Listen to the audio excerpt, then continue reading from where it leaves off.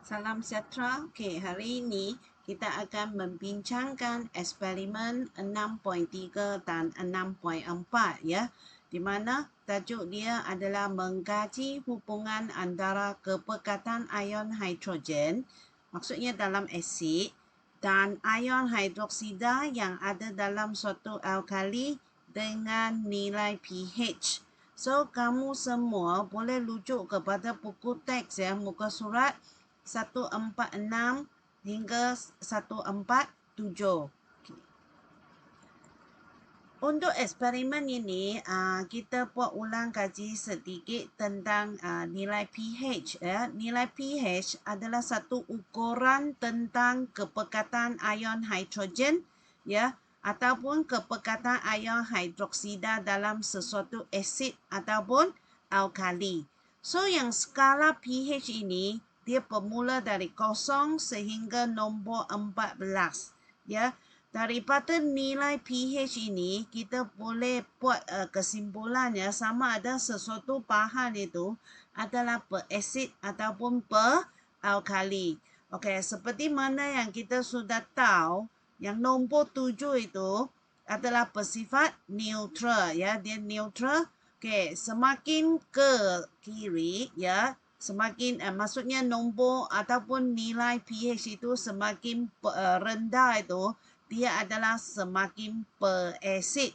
So, berasid, apakah yang memainkan peranan ya dalam sesuatu asid? So, adalah ion hidrogen. Ion hidrogen is simbolik untuk sesuatu asid. Okey. Semakin kita bergerak ke kanan, ya, ke kanan means mulai dari 8, 9, 10 sehingga 14. Okey, larutan itu adalah semakin beralkali.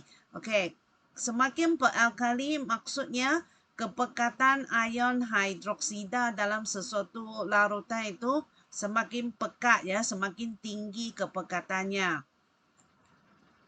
So, apabila kita jalankan eksperimen, ya, kita mesti nyatakan ya alat yang kita gunakan untuk mengukur nilai pH. So, maksudnya kamu boleh guna meter pH, ya, meter pH dalam eksperimen yang nanti kita saksikan itu, dia adalah guna meter pH lah. So, ini lagi senang. Kita celupkan meter pH ke dalam larutan yang kita nak uji, dia akan paparkan nilai di sini. So, lagi situ lagi senang.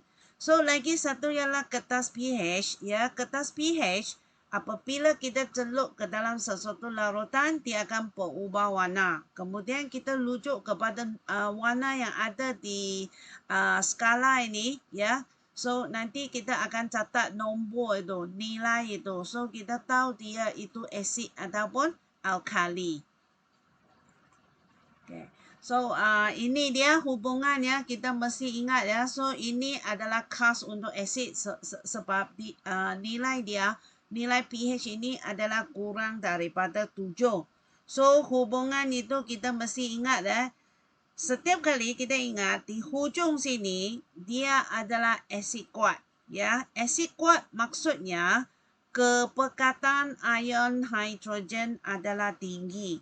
Ya, asid kuat, asid pekat maksudnya kepekatan ion hidrogennya adalah tinggi. Kalau kepekatan ion hidrogennya tinggi, nilai pH-nya adalah 1 ataupun 2.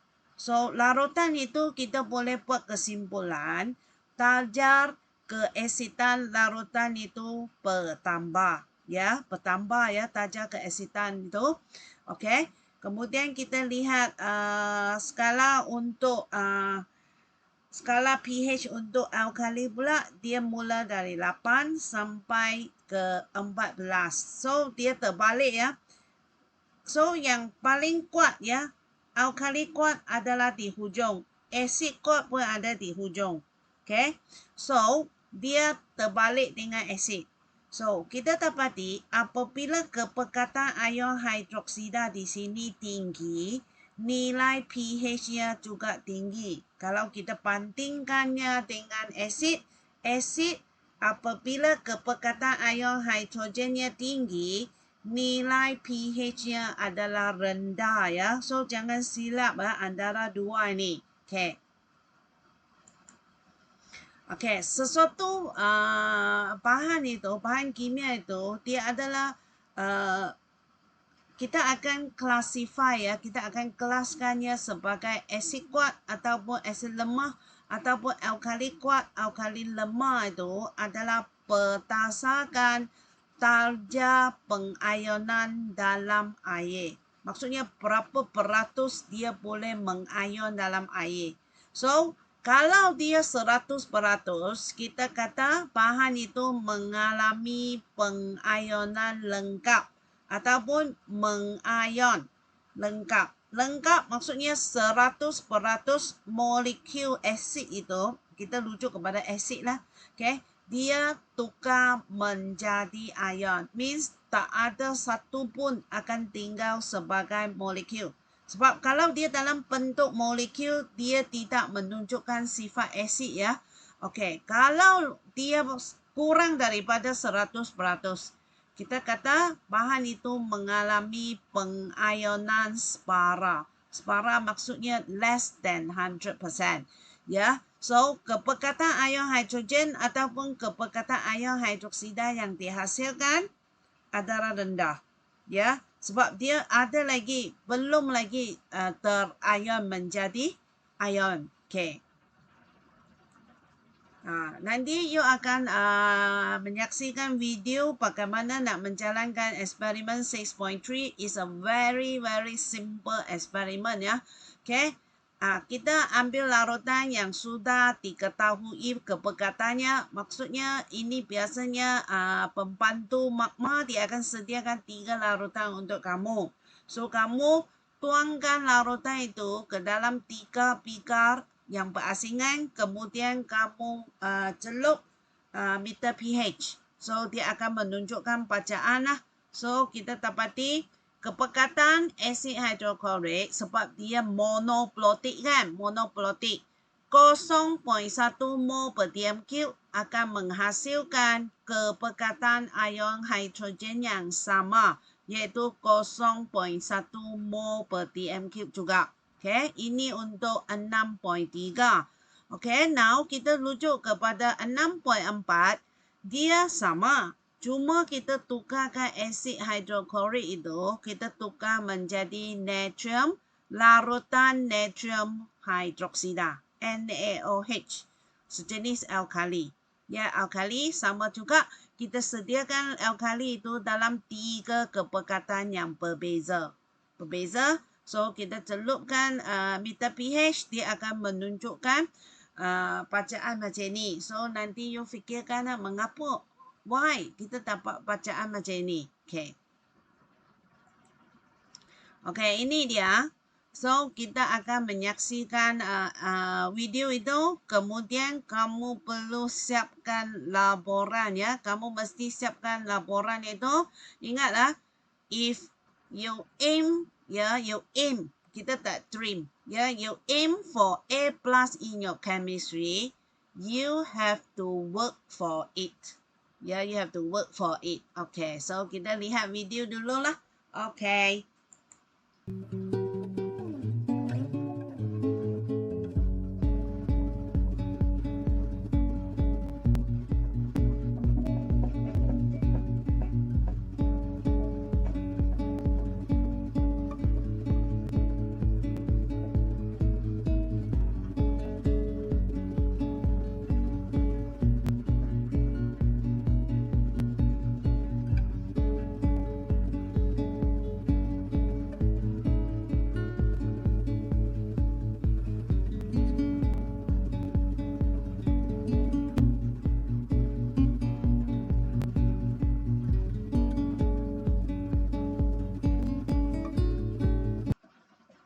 Okay, selepas ini kita akan menyaksikan satu video tentang eksperimen 6.4 ya.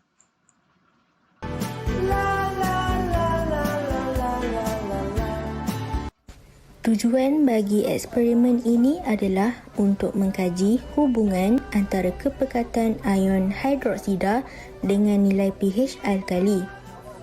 Pernyataan masalah, Adakah kepekatan ion hidroksida sesuatu alkali mempengaruhi nilai pH alkali? Okey, hipotesis bagi eksperimen ini adalah semakin tinggi kepekatan ion hidroksida, semakin tinggi nilai pH alkali.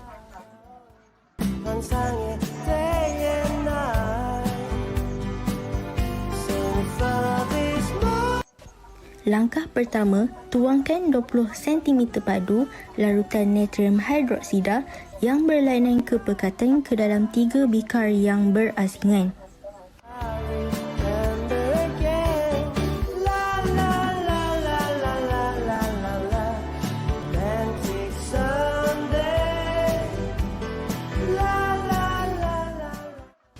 Langkah kedua, ukurkan nilai pH setiap larutan natrium hidroksida dengan menggunakan meter pH.